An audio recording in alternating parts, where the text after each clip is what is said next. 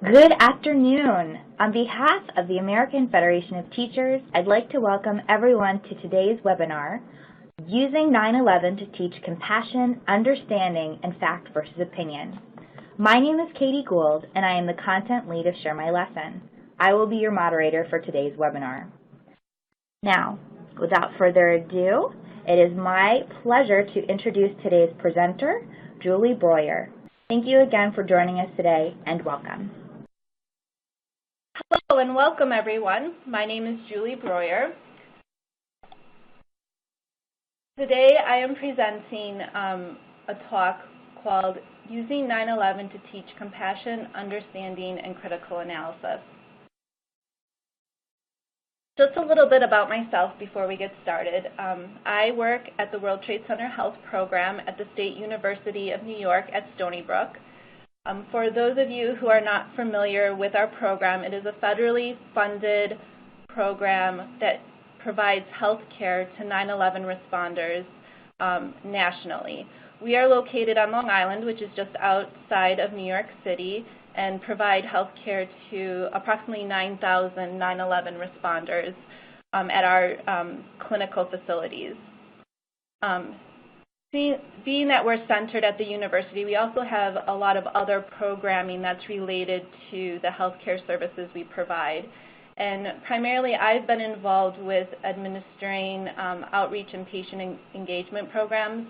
But in addition, I've spent over 6 years working on our Remembering 9/11 Oral History program and other associated education initiatives.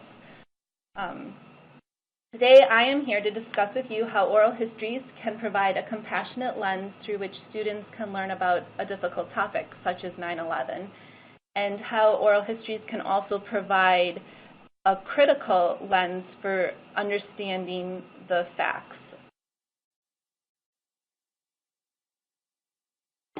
So to start out with, I would like to introduce our first poll question. If you could please tell me a little bit about yourself and whether you're a teacher, administrator, parent, or 9/11 responder.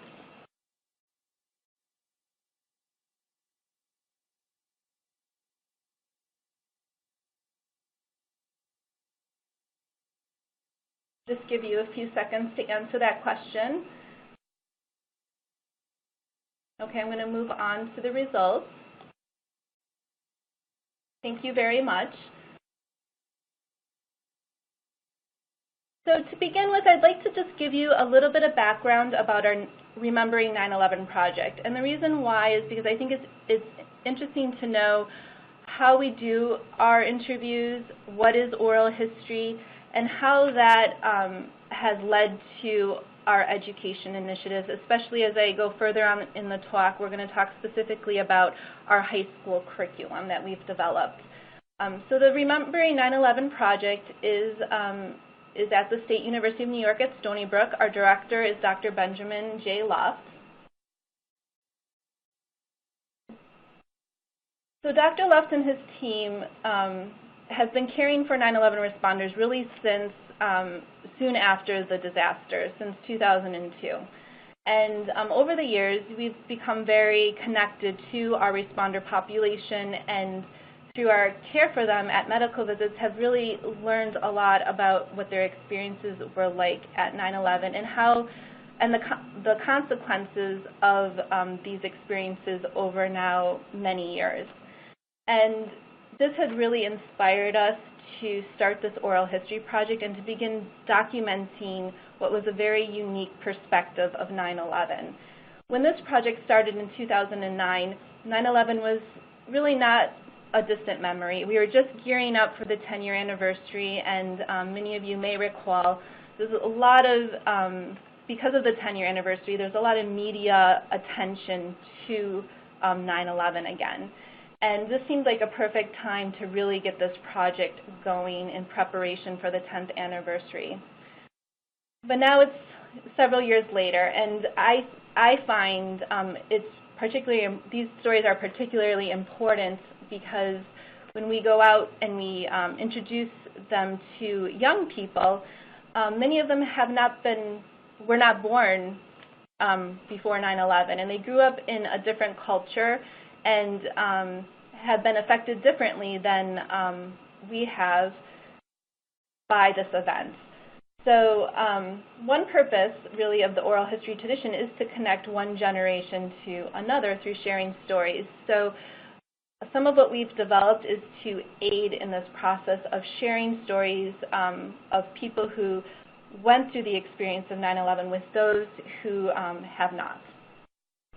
And this method is used, and it provides a window into the emotions, the thoughts, the perceptions of people who experience the same historical events. And we see it as an important step into gaining insight and understanding not only of the impact of 9/11, but also the longer-lasting historical and societal impacts.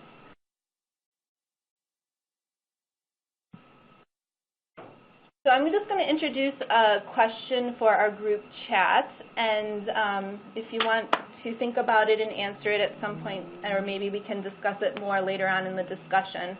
But I'm interested in knowing in your own words what challenges you may face in teaching about 9/11 in the classroom.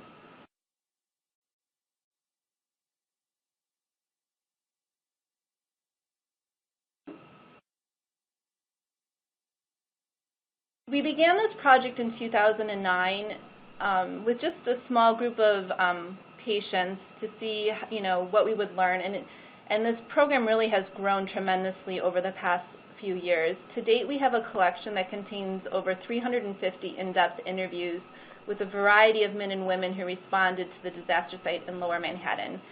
And just to give you a sense of the breadth of the stories, these stories include traditional first responders, so for instance, your police officers, firefighters, emergency service providers, as well as workers who were either assigned there through their job or showed up and volunteered, who were there to deal with the cleanup and debris removal, infrastructure problems, public transit issues, telecommunications.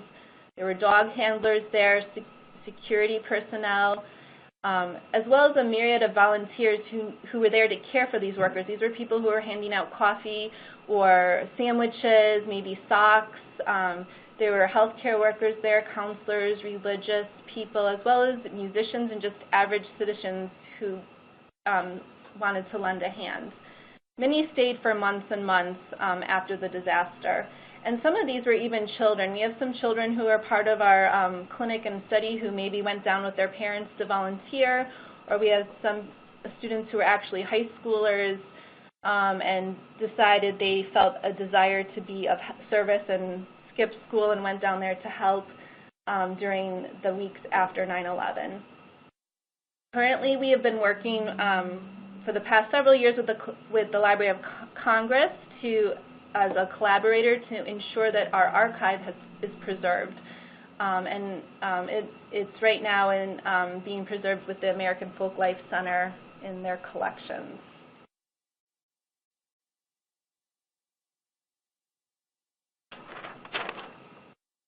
So for many of us, without direct relation to the 9/11 disaster, like myself, our memory of 9/11 is really reliant on what has been broadcasted on television, documented in photographs, written about in newspapers. And we have some really stark images, very powerful images of that event. But we also have this distance between the events and ourselves because we really didn't experience it firsthand. So what these oral histories do is really bring a depth to our memory and move us to understand it beyond these images, to really understand the extensiveness of the destruction and the thousands of lives that were really deeply affected by this event. When we embarked on this study, we really wanted to capture what the 9/11 responder experience was. And I think it's important for our further discussion to understand our basic methodology of how we do oral history interviews, because it then lends itself to a discussion of, well, of what is truth, what is fact, what is fiction. And so the first thing to know is that the purpose of the oral history is to gather information from responders from different backgrounds who all shared in the same experience. And our method was to conduct open-ended interviews that allowed the responder to tell of these experiences in their own words. It was really important for us to create for them a comfortable climate.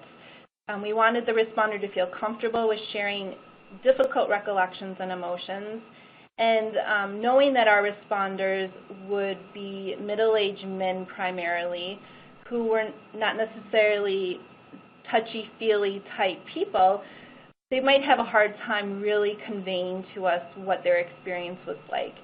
And so we spend a good amount of time at the front end of our interview really just talking with the responder, getting to know them, allowing them to talk about themselves and feel comfortable in that environment and sharing their ideas and emotions before we really get into their 9/11 story. In my experience, it's been really interesting because you do see these responders, just all the barriers just kind of fall away as they begin to talk, and all the raw emotion of that event really come to surface because it's really just beneath. And our job as the interviewer is to not direct the interview or bias it in any way, but just allow them to probe gently and allow them to tell us as much detail as they can, and to reassure them throughout this process. Our interviews tend to last well over an hour, and we explore a variety of topics that are relevant to the responder. And we do have some general probing questions. So, for instance, where were the responders when they heard about the attacks? Why did they respond? What were their expectations? What did they witness? Were they prepared to handle the work? What motivated them to return day after day? How has this experience affected them in their relationships? And since we're so far now out since the event, we do cover that time period and how things have changed for them over time, and how are they actually coping with their emotions today. And the responder experience is really diverse and remarkable. Some were thrust into the disaster as part of their job. Others volunteered. Some were first responders who had training and knew how to deal with traumatic events or knew how to handle human remains. Others had no experience with this. Some were working on the pile, which was a huge disaster zone with a lot of toxins. Others were assigned to the landfill. Others were at the city morgue. And so they all have different experiences, and they offer different perspectives to 9/11. And all these perspectives converge and give us a really well-rounded story of what the environment was like, what the day-to-day, and all the details that really lend itself to really understanding 9/11. So I have my next poll question for the group. This is a simple, there's actually two questions. It's a simple true or false. The first one is, oral history interviews seek to pursue a specific agenda and gather facts by asking a set of pointed questions to a group of people with the same experience. True or false?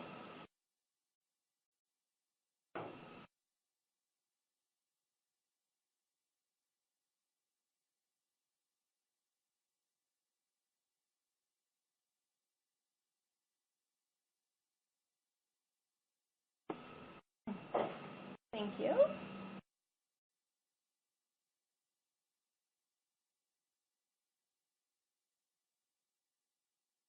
The Remembering 9/11 Project is a collection of stories from 9/11 responders, including children, workers, first responders, volunteers, and community leaders.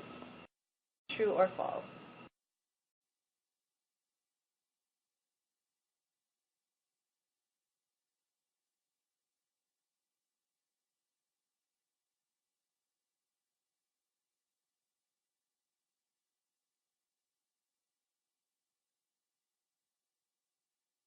So the answer to the first question is false. So whereas some interviews, maybe a research interview, is really geared towards finding an answer to a specific question or testing a hypothesis, oral history interviews, at least our approach, is to really gather as much information as possible. So we don't have a specific agenda. We don't ask a set of pointed, directed questions. We use open-ended questions and try to gather as much detail as possible. The second one, everyone got that one right, and it's true.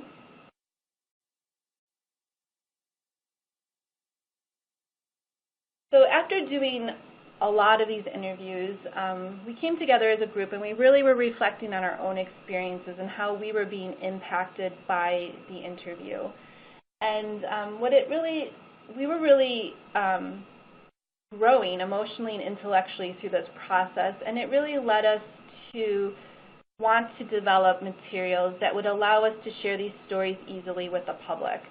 And as the 10th anniversary was approaching, we were really pushed to develop some of these materials quickly so that while people were paying attention to it, we would have an opportunity to share these stories. So two things were published right before the 10th anniversary. One was our documentary film, 9/11, An American Requiem, which debuted at the film festival here at Stony Brook and was featured on PBS as well during the 10th anniversary. And then our book, We're Not Leaving, which is a companion to the film. It's more in depth and it has more stories.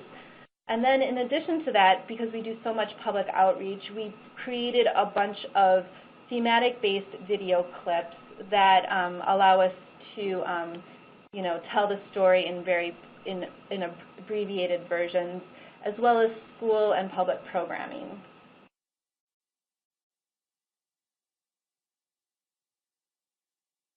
So currently we have 4 different areas where we've developed materials. One is our public library program. Second is we have a medical school as part of the university here, so we have a humanities course that we've taught for many years. We have our high school curriculum, and we also have a variety of community outreach presentations. I would like to highlight the high school curriculum as this is an education themed seminar.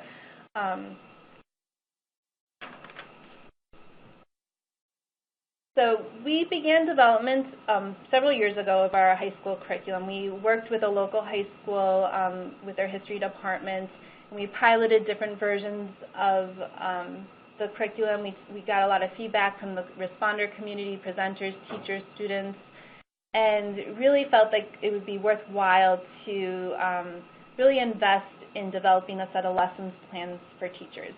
And one of the reasons was because we came across a barrier when we were trying to implement this. And one important thing I just wanted to underline is that our educators didn't always know how best to approach this topic of 9/11. There was a lot of, especially in New York, really strong emotions attached to it, and it was difficult to navigate and prepare for and teach in the classroom. So there was a natural avoidance that we were coming across. So we wanted to develop something that was standards-based, that would help teachers deal with the emotional impact of 9/11 and dealing with their students' reactions to the material, and also make it a meaningful learning experience for all. So we enlisted a curriculum writer to join our team, and we piloted it in the classroom. And the outcome now is we have a 9-lesson high school unit that uses these stories as a background, and it encourages a compassionate approach to 9/11 as a historical event. But it also focuses on developing critical thinking skills and enhancing the personal growth of the students. So as I said, one of the foundational piece of the set of lesson plans are the responder stories, and that allows the students to deeply reflect on this historical event and think about its relevance in their own lives. The stories set up a framework for discussing things like terrorism and how as a society we respond to these things. Also, as part of the lessons of this unit, students are asked to debate, to make historical comparisons, and to write position papers. So all this engages them on this topic of 9/11, where they take these really personal stories and then they step back and they do analysis. And it's really quite remarkable. So I just wanted to give everyone kind of a sense of the material that I'm talking about. And so I have a brief video clip. It is a trailer from our documentary. It's about 6 minutes long, and it's just, you know, it's a series of stories. It'll just give you a flavor of our responders and the types of stories that they tell.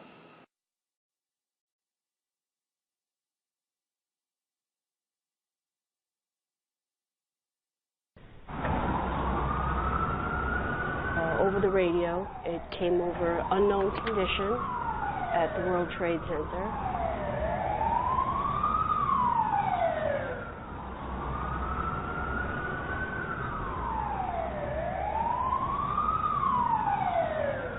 And I got a phone call from one of my friends who was retired from NYPD and said, "Did you listen to the news? You know, a plane hit the World Trade Center and it just doesn't look right, you know." So I finished pumping gas. I went home, put on the TV set, and as soon as I saw it, I started packing a bag. I took the Northern State Parkway, which is one of the most direct routes, and as luck would have it, I was doing about 100 miles an hour on the Parkway, and there was a state trooper who just flew right by, and he came alongside of me and was telling me to pull over. So to save time, I just took out my shield and I held it up and I showed it to him.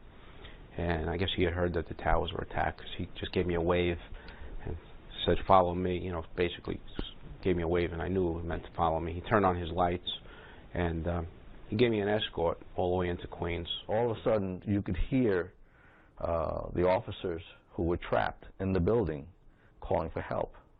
You heard that where on the... Yeah, on the radio. On the radio. Yeah, they were still alive.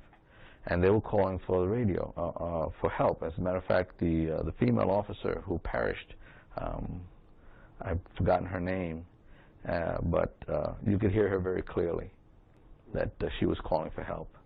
And that was one of the most helpless moments I've ever experienced in my entire life, because, you know, unless I wore a Superman suit, there was no way I was going to take off 110 stories worth of debris off of a building.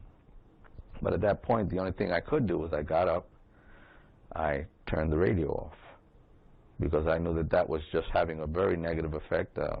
All the officers that were in that room were crying, and I'm not ashamed to say that, because you would have to be more than heartless not to understand what was going on. We just continued to evacuate people. Like there was a woman down in the basement level that she had cerebral palsy and she couldn't walk, and she was trying to get out of the building. And I picked her up and I carried her out of the building, and I knew that we had to get her away from the area because there was more planes coming, because that's what the FBI had said. So now you got 2 planes hit the tower, so you're just in this smoke-filled, debris-filled area where there's jumpers. I saw my first jumper. I had no idea what it was. Big brawly guy, FBI, around, you know, shield around his neck, came up to us and said, "You know, you're not a coward. You know, if you want to leave, there's more planes coming. We're under attack. You know, you're going to die if you stay here." And this came from an FBI agent. And I remember looking up at him and saying, "You kidding me, right?" And he's like, "No." He said, "We're under attack. It's terrorism." So he knew more than I knew and what we knew. And the cops that I was working there with, we were like, okay, we're just going to continue. It's like we're making a choice. We're not leaving. That's our job. Somebody yelled, "Get down." I heard this horrible noise. I thought maybe it was an airplane flying into the building. There was this tremendous rush of air, followed by this debris. I was thrown to the ground and shot across the floor about 100 feet with my victim, and that was the building collapsing. Fortunately, we were just outside the collapse zone. It was the last time I saw Tommy, Harry, or Mitch. The firemen that walked into the building, they went in, they never came out. You know, I don't know what company they were, I don't know where they were from, but I held the door for them to get in and clear the way for them to walk to their deaths. And the first thing we did as iron workers and the laborers and painters who were with us, once we came out of the tunnel, some of us got down on the sidewalk and said a prayer because some of us had never been in a disaster that was apparently an act of war, all warlike in nature. The devastation, the smell, the helicopters. I can still hear the sirens going off. The jets, the fighter jets, flying their sorties, that echoing through the towers of the booming of their turbine engines. And then on top of all of this, you hear sirens constantly. 435 congressional districts in the United States, 431 of them came to ground zero. The good came to fight that evil. The strength of this country is not its military might, it's its people and its compassion. And I would have given my life for this country in a second. And I truly mean that.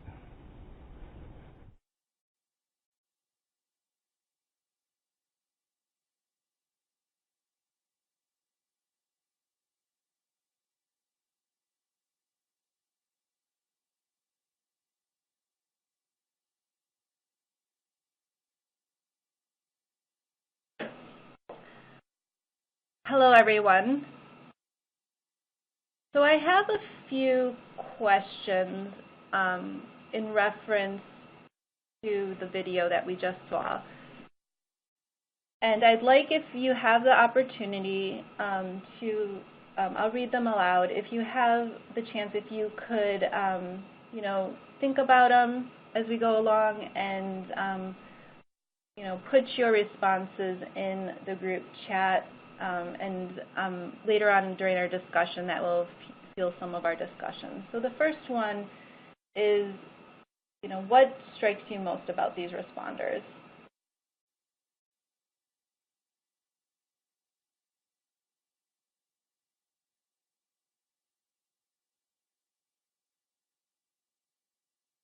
The second question I have is, why do you think Carol decides to stay even when she is told she will probably die?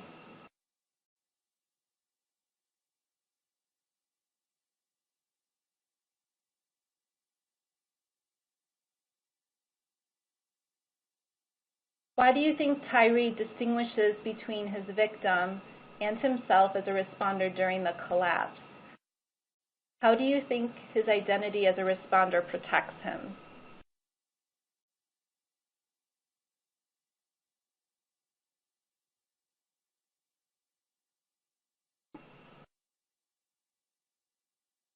How are John and Ronald different from the police officers highlighted in this clip?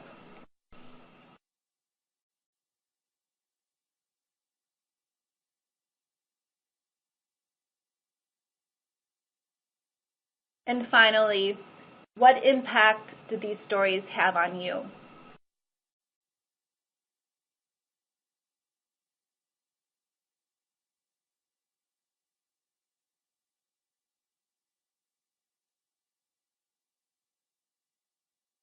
Okay, so one of the reasons why I wanted to show the video is because they really are compelling, and I think it underlines the importance of oral history, especially when trying to understand such a complex event such as 9/11. And as we move forward in teaching the next generations this important part of our American history, what story, what messages, what do we want our children to walk away with?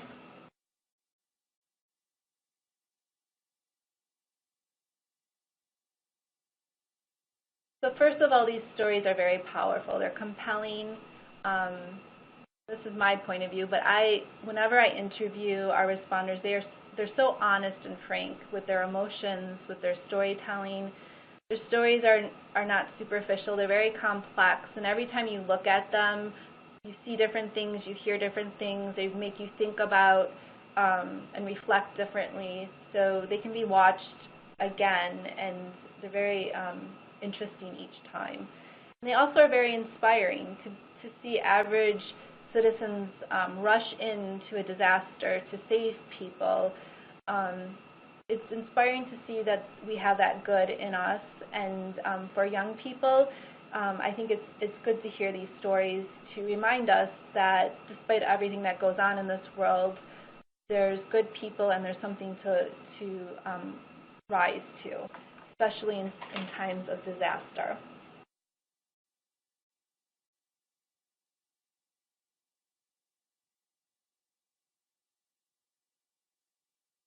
So let's talk about eyewitness accounts. Eyewitness accounts are really essential to understanding facts. First-person accounts give you a different level of detail than once it's been described later on and from a second-hand perspective. And they're often unique. So in the case of 9/11, these stories offer details that are very personal and can only be known by the people who experienced them or people who shared that same experience. However, it can be argued that when you're collecting these type of stories, you may also be collecting misinformation and urban myths that may be intermingled with the facts. And this is true too, that when you have perceptions are not always accurate. They lend themselves to bias. And it's been shown time and time again through a variety of studies on perception and eyewitness accounts, for instance, with car accidents, that everyone has a different telling of that same story. Yet, when you collect these perceptions from multiple people and you provide a variety of perspectives, it really does provide a deeper understanding of the facts. And it helps you sort out truth from fiction. There's also things that you can't understand from facts alone, such as emotions and thoughts, motivations, and the mindset of the responders. And together their stories converge, and they reveal a sort of truth that helps us understand and that can be compared with the reports from the secondary sources. And using oral histories in the classroom can help teach students how to approach this type of material and use a critical mind and develop those essential skills. So when assessing multiple points of view to understanding the facts, they should be asking the questions, how do we discern the truth from these perspectives? How do we know what someone is telling us is actually true? And they could be asking questions such as, did this happen exactly as it's being told? Was the story being embellished? Are there parts of the story that are not being shared at all? Why are they being left out? Is it because the person feels it's inconsequential to their story? They forgot those bits of information, or maybe it's embarrassing and they don't feel comfortable sharing it. So it's important for students to understand and to assess these stories for what they are, and then compare and contrast these points of views with other sources and develop these critical analysis skills.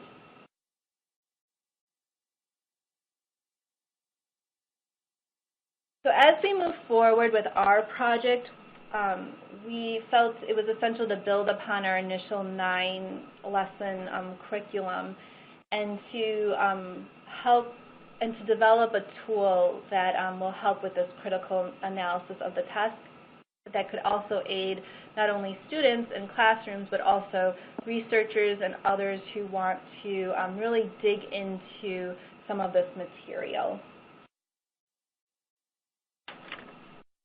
So at Stony Brook, we recently started on a new project to aid students in their critical thinking skills while reading the stories and reviewing transcripts.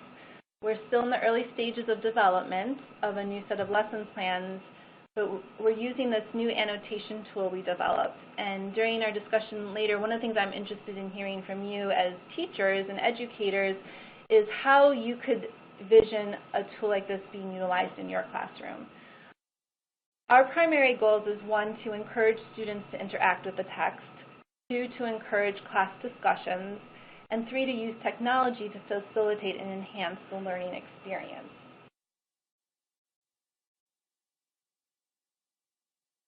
So in developing this tool, we sought to give students a way to respond to what they were reading and seeing.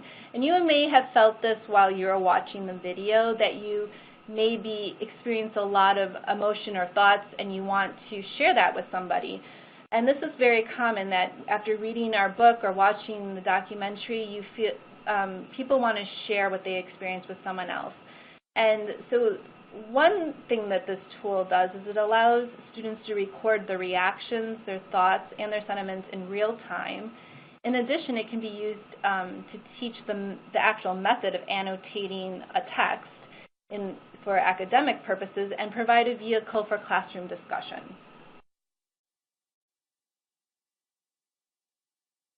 So the first goal we had for this project was to sync our visual with our actual transcript. So we developed a method where you would have one simple screen where someone could watch the video, and on the side you'd have the transcript. And this allows people to highlight things and pay attention to the words as well as hearing the video at the same time. So how does the annotation actually work? It's an open source platform that we use. So anyone with an email can register with our platform and participate in this annotation project. So it's a public, open project where people from all different areas of the world, researchers, educators, students, can all contribute to the annotation of the text and feed off of each other and learn from each other. In addition, private groups can be formed with an administrator. So for example, a teacher could use this tool to have a class just focus on a project. So maybe they would want to take a chapter of a book or a piece of a video and all discuss it in real time and have documentation of that interaction. The teacher can assign work and monitor the individual's contribution to the project. Comments can also be made on each other's comments so that it can really create a sense of discussion. And all this can or cannot be published for the public to see. So not only is it contributing to maybe a class project, but to a larger project. It's interactive, so that means that the students can comment and they can discuss things. So this is kind of a screenshot of what we've developed. I just wanted to kind of give a sneak peek to people, although it's not live yet. But what it is you have this is just an example. You have a video here that's a 34-minute video, and you have everyone who has logged into this video to watch it and potentially comment on it. That's on the left side of the screen. On the right side is where the annotation happens. So there's a box where someone could type in their comments. And you can click a box that pauses it every time you write so you don't have to listen to the video while you're writing. And then it catalogs all the annotations that are made. And you can sort it out by whether you want to view just your annotations, whether you want to do your groups, or all the public if you want to see what other people have annotated for this part of the video that you're looking at.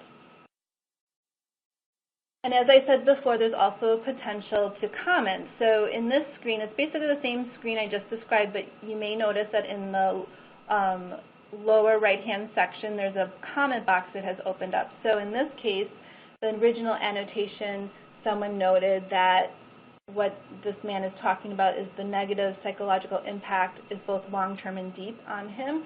And the person commented that it's depression that he's experiencing. So you could see how it could build off of each other.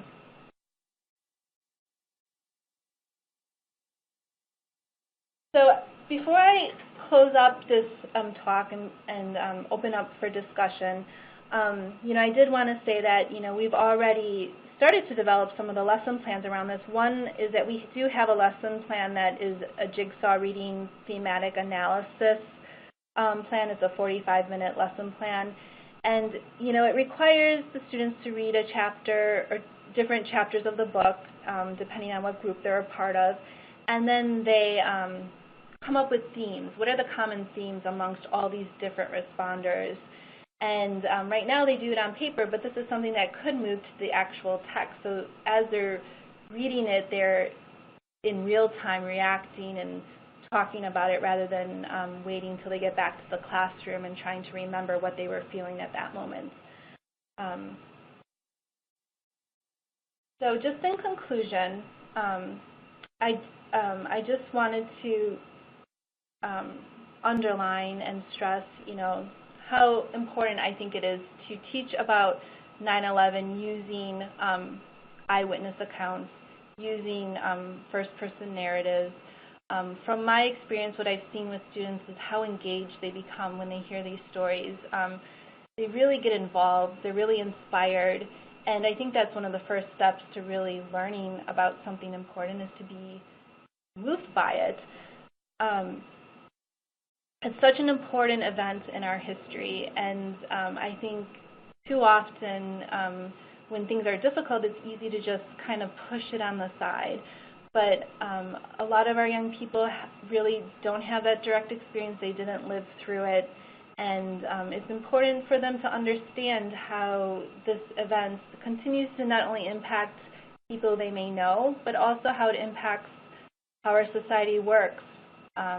How we respond to terrorism now in our day-to-day. Why do we have different levels of security than we had pre-9/11? And there's so many ways that it's gone throughout our society that I think it's important to discuss with our students.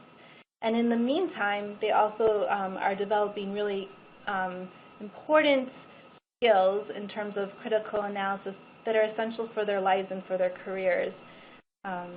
So by listening, I feel to these stories that the students, they learn how they can connect with people who have different experiences.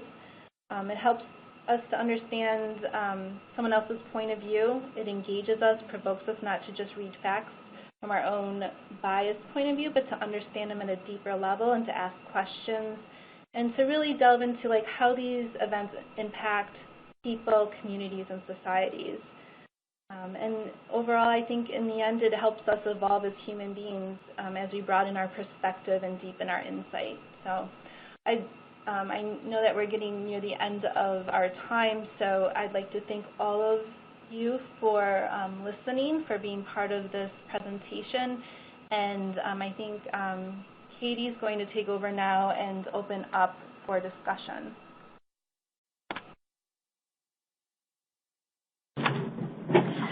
Thank you so much for a great presentation. I would now like to ask everyone who has questions to go to the Q&A widget and type in your questions. Also, make sure that you have downloaded your professional development certificate by clicking on the left side of your screen. It's best to do that now before you log out of the session. And please remember, you must be on a laptop or a desktop to access this certificate. Oh, and it looks like we've got one more poll question here, so I'm going to push that forward. I'll read that out. We'll start there. In what ways can oral histories enhance learning objectives? They emotionally connect students to the historical material. They encourage students to think deeper about the subject matter. They help make the event relevant to the students' lives. They provide eyewitness accounts that can be compared with the secondary sources, or all of the above.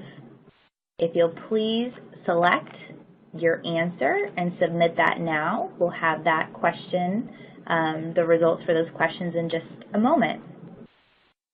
In the meantime, our first question for our presenter is, what is the most important thing that you have learned talking to first responders about 9/11 that you didn't know before working with them?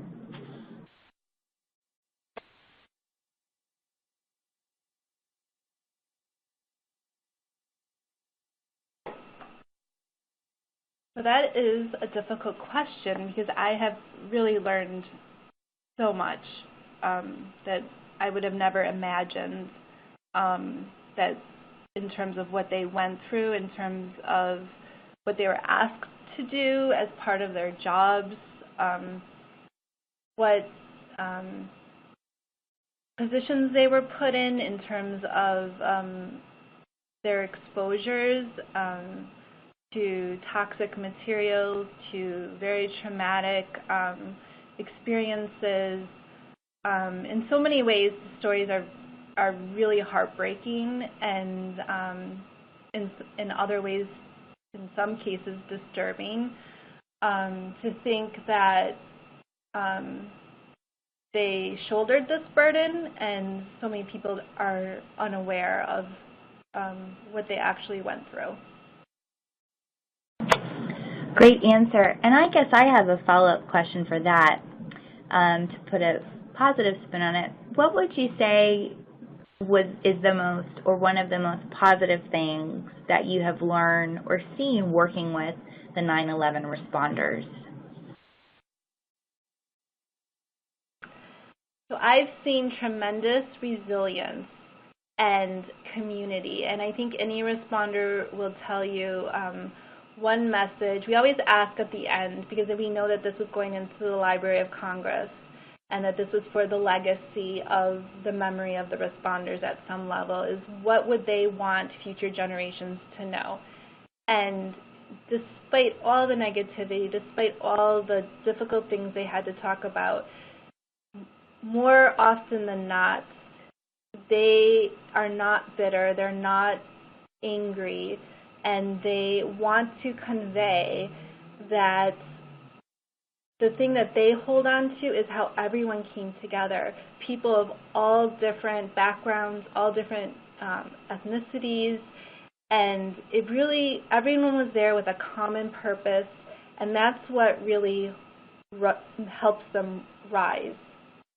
So I think it's a really good message, and that that's the most positive thing that I hear. That was a lovely answer, and I think something hopefully students would also draw out of that, with so much devastation and difficulty and tragedy and trauma, to be able to bring that out is something that I think teachers, I know I would value with my students in my classroom.